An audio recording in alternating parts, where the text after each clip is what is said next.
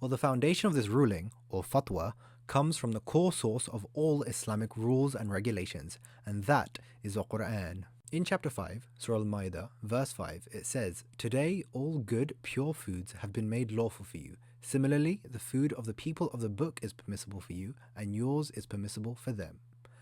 And what does this mean? Well, in essence, the people of the book can be considered modern-day Christians and Jewish people.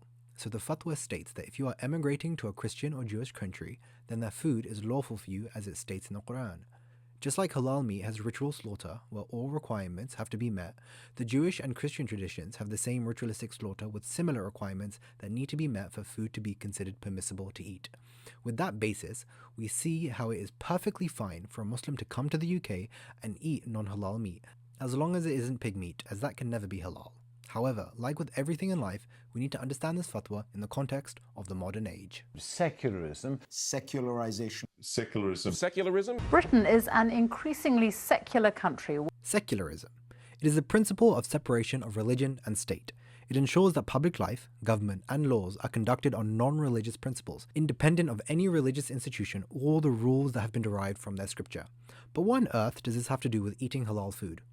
Well, when you separate public life, institutions, and organizations from all religious doctrine and rulings, then you can no longer confidently state that the way that any food is being prepared falls in line with the religious requirements.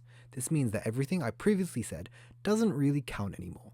The farms, the abattoirs, even the butchers no longer follow religious teachings when slaughtering or preparing the meat.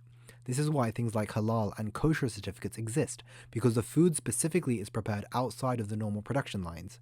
There are separate halal and kosher abattoirs and butchers. This is necessary because the normal animal meat pipeline doesn't abide by the specific religious requirements that are necessary to make meat permissible to eat. And that's the biggest difference between now and 50 years ago. The separation of church and state has meant that we can't consider the UK to be solely a Christian country anymore. And while as a whole, that's been a net positive for Muslims, in this specific situation, it means that it's slightly harder to find food.